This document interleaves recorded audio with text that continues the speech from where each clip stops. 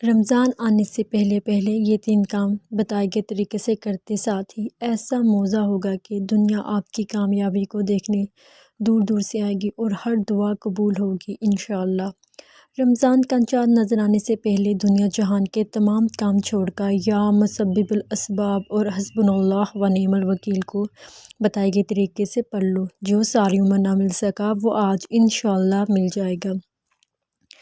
میری مائیں بہنیں، بیٹیاں، بزرگ جو کہتے ہیں کہ ہمارے گھر کے حالات بہتر نہیں ہوتے، جو کہتے ہیں کہ ہمارے گھر سے تنگ دستیاں ختم ہونے کا نام نہیں لیتی، بہت سے لوگ جو سمجھتے ہیں کہ وظیفوں اور دعاؤں کا کوئی فائدہ نہیں ہوتا، آج دنیا جہان کے تمام کام چھوڑ کر یہ وظیفہ صرف چند بار پڑھ لو۔ کئی سالوں سے رکے ہوئے کام، کئی سالوں کے مسائل، پریشانیاں چند منٹ کا یہ وظیفہ پڑھتے ہی ختم ہو جائیں گی انشاءاللہ۔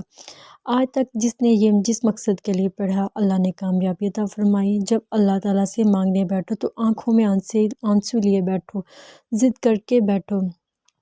آج ہماری ناکامی کی سب سے بڑی وجہ یہ ہے کہ ہم جب بھی کبھی برا وقت آتا ہے، ہم در در کی ٹھوکریں کھاتے ہیں، پہلے پورے زمانے کے سامنے ہاتھ پھیلاتے ہیں، جب کہیں سے کوئی مدد نہیں ملتی، بڑی بڑی سفارشوں کے بعد جب تھک ہار جاتے ہیں، پھر ہم رب کریم کی بارگاہ میں آ جاتے ہیں کہ اللہ تعالیٰ تو وحد لا شریک ہے۔ اتنے میں رب کی ذات ناراض ہو جاتی ہے۔ رب کعبہ فرماتا ہے کہ بندے، وہ تو بندہ تو خود میرا محتاج ہے جس کے سامنے تو ہاتھ پھیلاتا ہے۔ رب کی ذات فرماتی ہے جب کوئی بندہ کسی بندے کے سامنے ہاتھ پھیلاتا ہے تو میں سخت ناراض ہو جاتا ہوں، اور جب کوئی بندہ اپنی مشکل وقت میں تنہائی میں بیٹھ کر آنکھوں میں آنسو لیے اللہ تعالیٰ سے مانگتا ہے، ذکر کرتا ہے، رب کے ناموں کو پڑھتا ہے، قرآن مجید کی تلاوت کرتا ہے، خاص صورتوں کو پڑھتا ہے، تو رب کی ذات ایسے اسباب پیدا کرتی ہے کہ انسان کے ذہن و گمان میں بھی نہیں ہوتا۔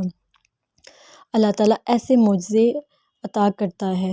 اللہ کا کوئی ولی، اللہ کا کوئی فرشتہ انسانی روپ میں آپ کی مدد کو آ جاتا ہے۔ اللہ والو، آج انسانی روپ میں غیب سے مدد کا ایک ایسا خاص وظیفہ شعبان کی آخری عشرہ شروع ہو چکا ہے۔ اس عشرے میں کسی بھی دن، کسی بھی وقت یہ وظیفہ چند بار پڑھ لینا۔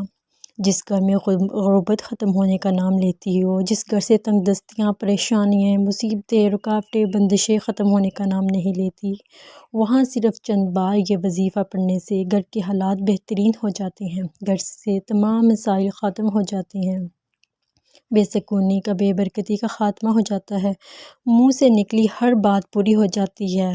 بندہ جب طرف قدم بڑھاتا ہے، کامیابی مقدر ہو جاتی ہے۔ بڑا بدبخت ہے وہ بندہ جو شعبان کی اس آخری عشرے میں رمضان کا چاند نظر آنے سے پہلے یہ وظیفہ نہیں پڑھے گا۔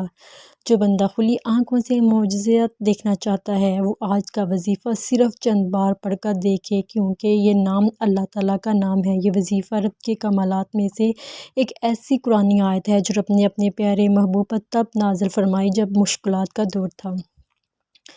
حسبنا اللہ و نعم الوکیل، بہترین کارساز صرف رب کی ذات ہے، بہترین مددگار صرف رب کی ذات ہے۔ جب کوئی بندہ حسبنا اللہ و نعم الوکیل پڑھتا ہے کہ اللہ بہترین کارساز تو ہے، رب کریم فرشتوں کو حکم دیتا ہے کہ 1,00,000 مانگنے والے کو 70,00,000 سے نواز دو۔ شعبان کا مہینہ وہ مہینہ ہے جس میں نصیب اور تقدیریں لکھی جا چکی ہیں، دعائیں تقدیروں کو بدل دیتی ہیں۔ آج کا موقع ہاتھ سے نہ جانے دو۔ شعبان کا آخری عشرہ ہے، آخری وقت، آخری قبولیت کی گھڑیاں ہیں۔ رمضان بڑی تیزی سے ہماری طرف آ رہا ہے، لیکن رمضان میں کامیابی صرف وہی لوگ ہوں گے جو شعبان میں اپنے رب کو راضی کر لیتے ہیں، جو اپنے رب کے محبوب کو راضی کر لیتے ہیں۔ رمضان کا چاند نظر آنے سے پہلے پہلے کسی بھی دن چلتے پھرتے پڑھ لو، اٹھتے بیٹھتے پڑھ لو۔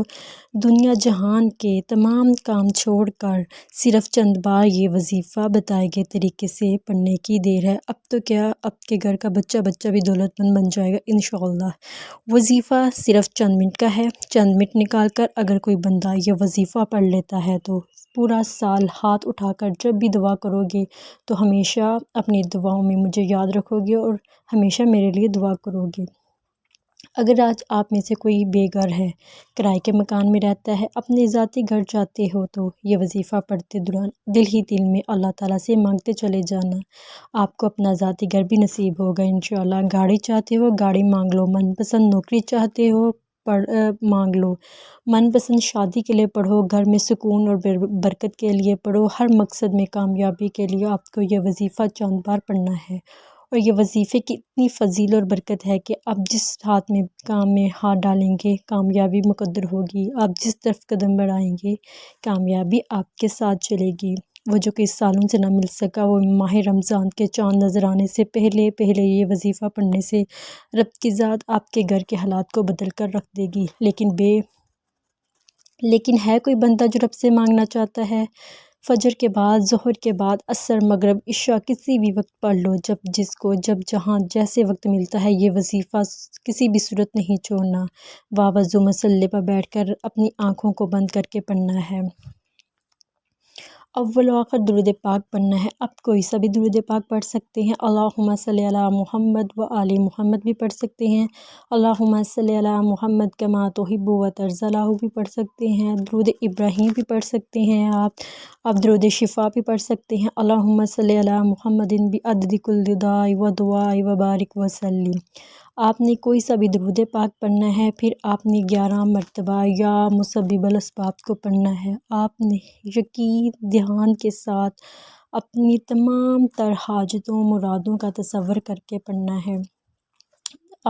جب آپ ایک مرتبہ یا مسبب الاسباب پڑھیں گے، آپ آنکھیں بند کر اپنی ایک حاجت، اپنی ایک مراد کا تصور کریں گے۔ اسی طرح جب دوسری مرتبہ یا مسبب الاسباب پڑھیں گے، تب بھی اب آنکھیں بند کر کے دھیان یقین کے ساتھ اللہ تعالیٰ سے مانگیں گے۔ اللہ تعالیٰ سے ایسے مانگے جیسے بھکاری مانگتا ہے، جیسے وہ لے کے ہی چھوڑتا ہے، رونا نہیں آتا، رونے والی شکل بنا لینا۔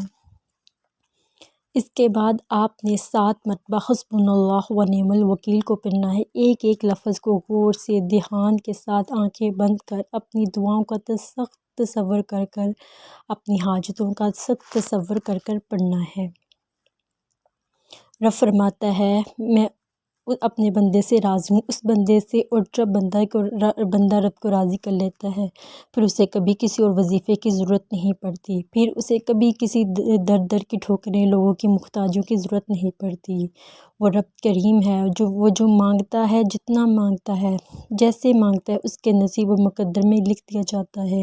ہم بے بس، اللہ تو بے بس نہیں، وہ تو ہر چیز پہ قدرت رکھتا ہے، ہمیں مانگنا نہیں آتا، وہ ہمیں عطا کرتا ہے۔ بس آنکھیں بند کر کر پہلے اللہ تعالیٰ سے اپنی گناہوں کی معافی مانگے، اللہ تعالیٰ سے رو کے معافی مانگے، پہلے دوسروں کے لیے مانگے، پھر اپنے لیے مانگے۔ جب ہم دوسروں کے لیے دعا کرتے ہیں، اللہ تعالیٰ کو یہ ہماری ادا اتنی پسند آتی ہے، اللہ تعالیٰ پہلے ہمارے لیے وہ فیصلہ کر دیتے ہیں۔